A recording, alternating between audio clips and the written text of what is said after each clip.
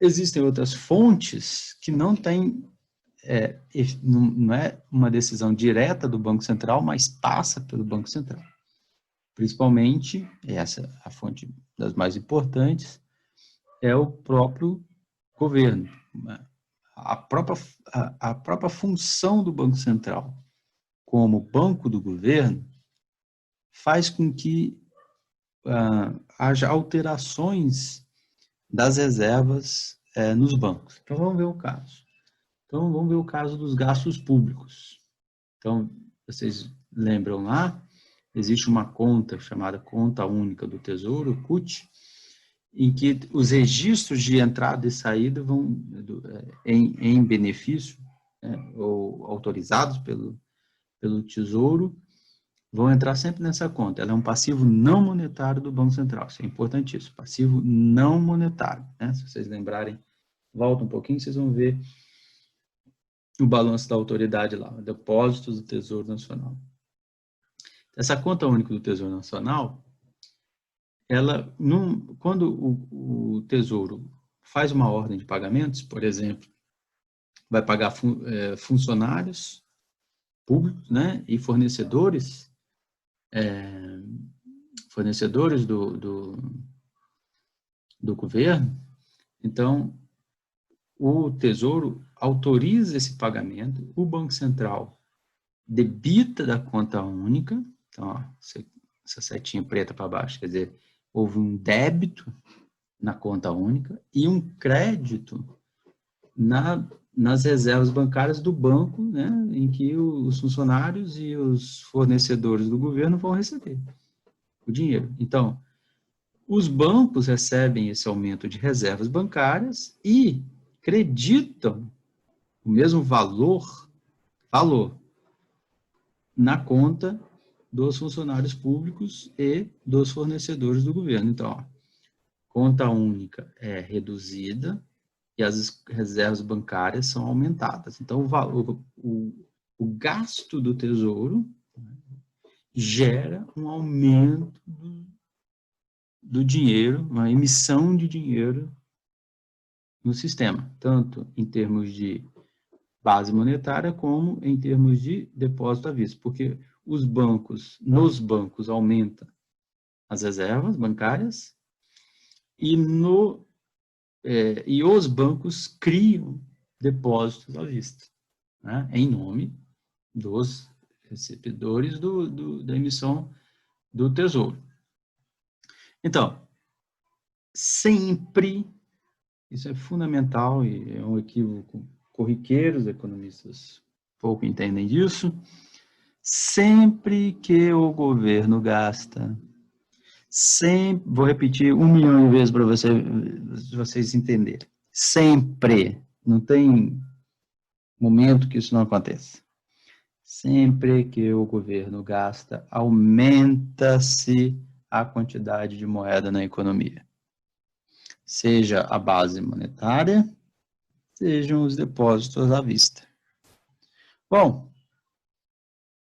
esse é o efeito direto do gasto. É claro que existem outros efeitos. Veja, observe que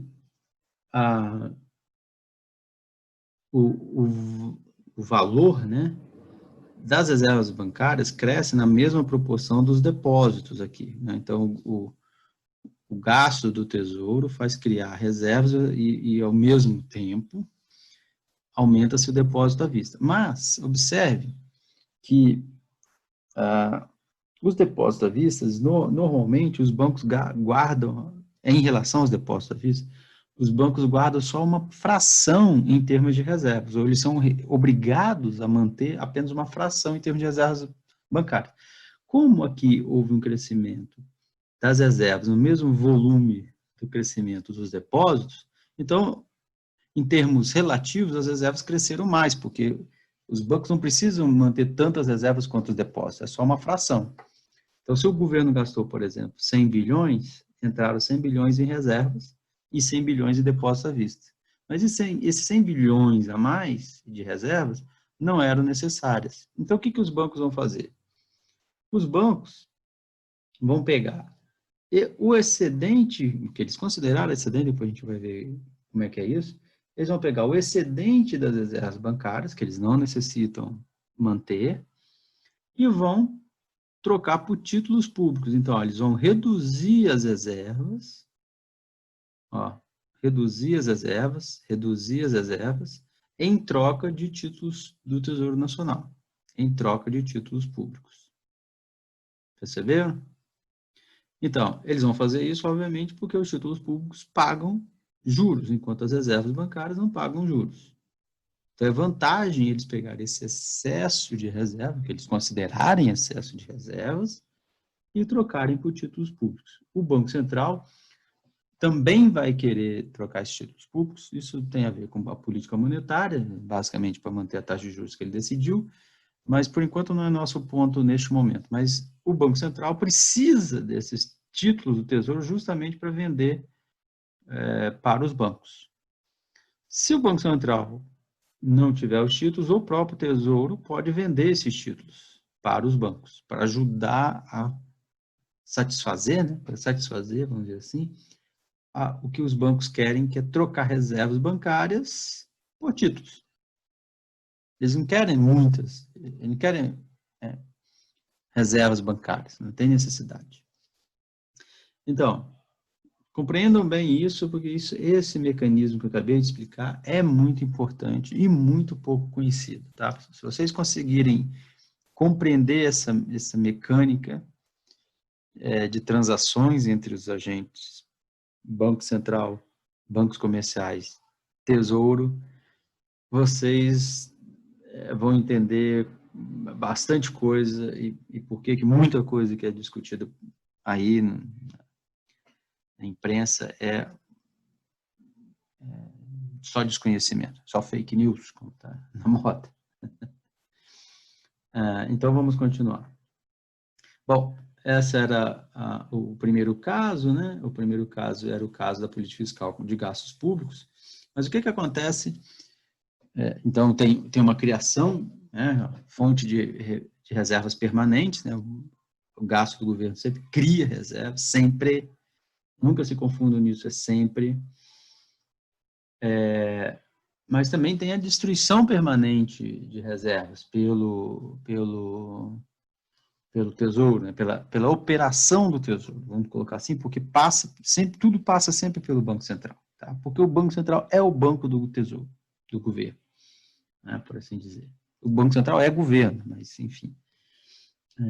Então, vamos pensar a tributação. O que acontece? O inverso, né? Então,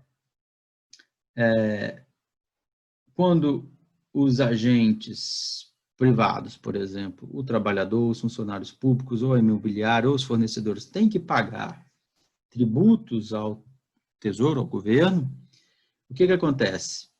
Eles fazem uma ordem de pagamento aos seus respectivos bancos, A e B, olha, pague meu tributo, quer dizer, transfira depósito à vista. Do ponto de vista do funcionários públicos, do trabalhador, parece que é uma transferência de depósito à vista, mas não é.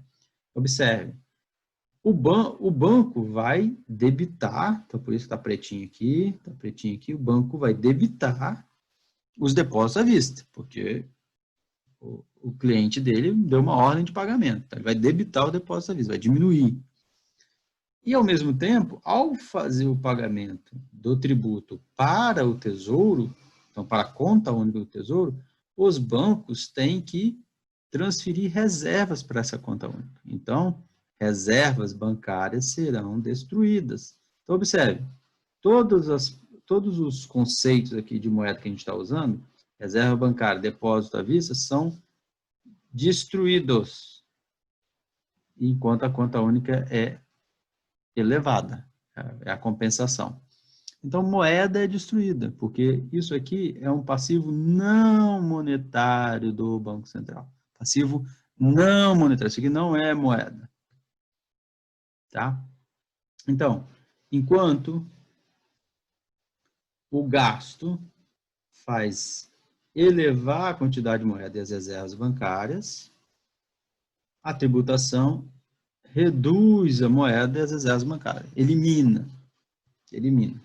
A sobra vira, o que sobrar de reservas, os bancos vão transformar em títulos públicos para ganhar juros. Beleza? Então, basicamente, o que nós temos nas relações que a gente viu aí?